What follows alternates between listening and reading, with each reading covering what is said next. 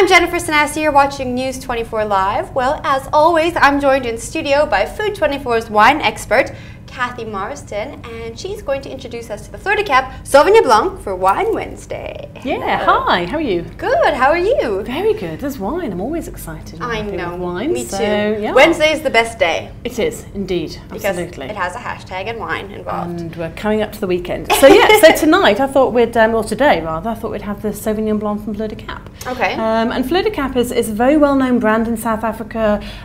They make lots of different wines in different levels. And it's almost a wine that's actually quite easy to ignore, but you really shouldn't, because these wines punch well above their price point. They really do. They're very, very good value. They over-deliver as of note. And I think this is a really delicious wine. So should we try it? Yes, I'm always looking for a wine that punches over its expectations. Wow, that nose. It's nice, isn't it? And of course, this is a 2014, which is great, because I have to tell you that sooner or later, probably the next month or so, we're going to get 2015 Sauvignon Blancs hitting our shelves. Are you serious? I am, and you shouldn't rush into 2015, say. You taste this, I think you're going to find this is absolutely delicious. And this is a good Sauvignon Blanc. It's really only coming into its own about a year after vintage. So let's see, this is the good one. All right. It is.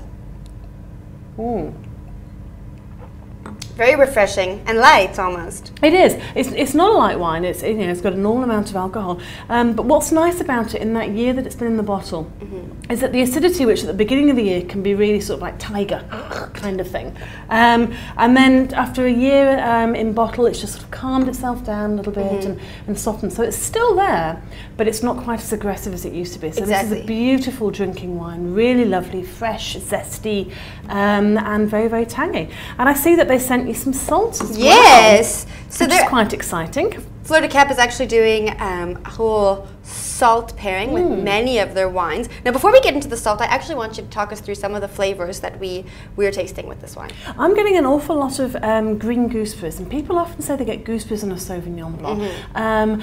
Just worth remembering that when people worldwide talk about gooseberry, they're not talking about the little orange Cape gooseberries that we have here in South Africa. Because those are Cape gooseberries. Those are Cape gooseberries, or physalis or something like that they're called.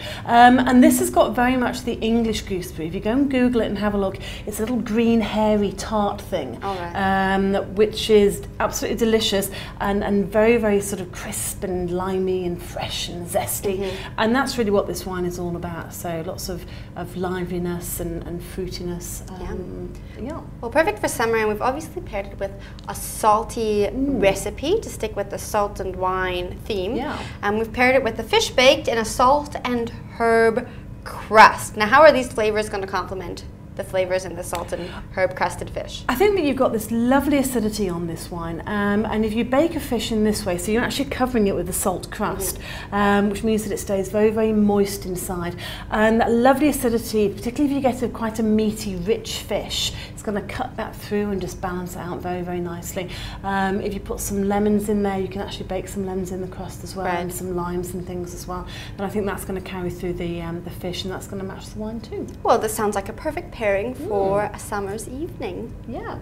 What are you going to be drinking this Wine Wednesday? Let us know in the comment section below, and we'll see you next week.